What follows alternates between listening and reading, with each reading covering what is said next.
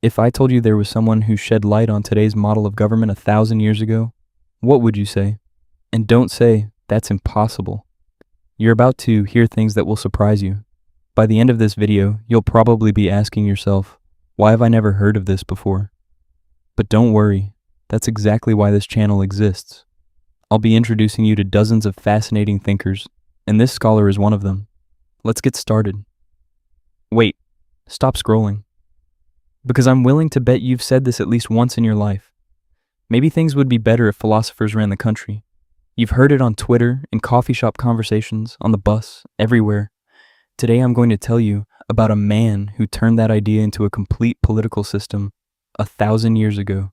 And I promise you, by the end of this video, you'll never look at the word state the same way again. I'm a 28-year-old historian living in Istanbul. And one of the things I love most about my profession is this.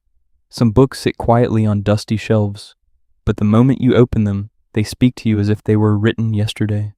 Al-Farabi's book, The Virtuous City, Al-Madina Al-Fadila, was exactly that kind of book for me. But first, let's get to know the man himself. Al-Farabi was born in Central Asia in the late 9th century, and later moved to Baghdad. In the Islamic world, he was known as the second teacher. The first teacher? Aristotle. That's how highly people regarded his intellect. He was considered one of the greatest thinkers to come after Aristotle himself. At the heart of Al-Farabi's political philosophy is a simple question. Why can't human beings live entirely on their own?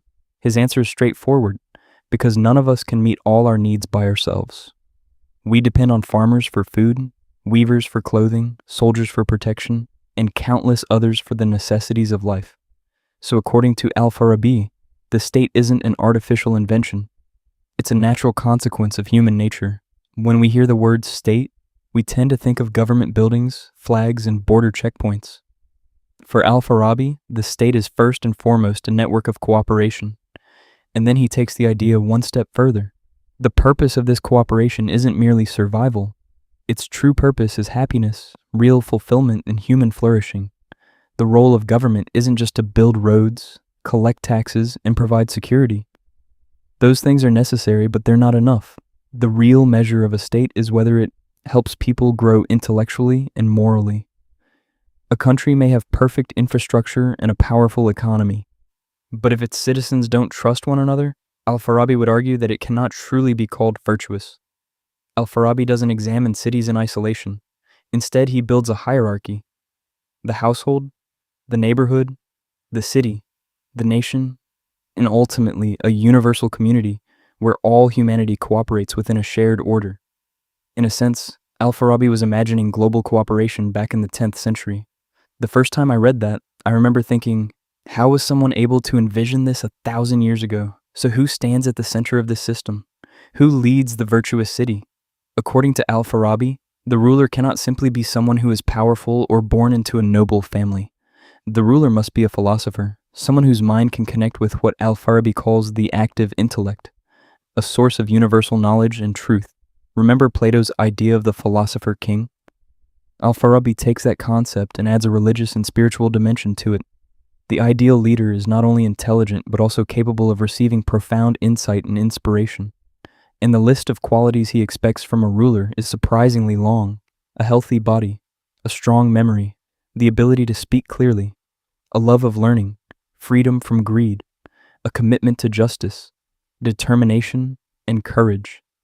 A friend of mine once joked, according to Al-Farabi, becoming a head of state is harder than passing a corporate job interview.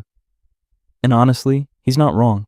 For Al-Farabi, leadership is not about inheritance or power. It's about competence and virtue. What do you think? Could a leader like this exist in today's world? Or is it nothing more than an impossible ideal? What's fascinating is that Al-Farabi doesn't just describe the ideal city.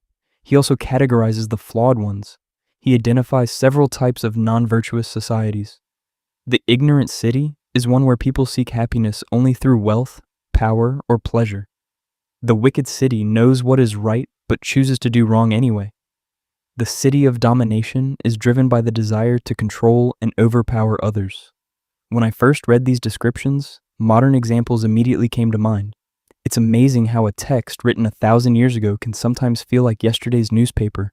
There's another part of Al-Farabi's philosophy that's especially interesting: the relationship between religion and the state. His argument is surprisingly sophisticated. Truth is ultimately one, but there are different ways of reaching it.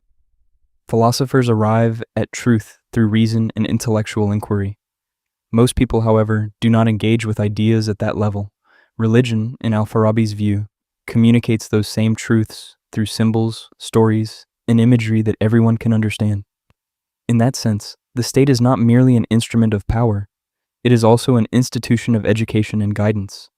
And Al-Farabi's influence didn't remain confined to the Islamic world. His works were translated into Latin and helped shape intellectual traditions in Europe as well. Many of the debates about the ideal state that we still engage in today trace part of their roots back to ideas that passed through lands not far from Istanbul. So here's my question for you. Where do you think Al-Farabi's concept of the virtuous city fits into today's world? Which societies would he consider ignorant? Which would he call wicked? And are there any places that might actually qualify as virtuous? Let me know what you think in the comments. I'd love to hear your perspective. And if this video gave you a new way of looking at the world, don't forget to leave a like and share your thoughts below. I read every comment. If you've made it this far, make sure to like the video and subscribe to the channel, because bringing these remarkable thinkers to a wider audience is only possible with your support. And remember, history repeats itself, but it also helps us recognize the obstacles that lie ahead. I'll see you in the next video, my friends.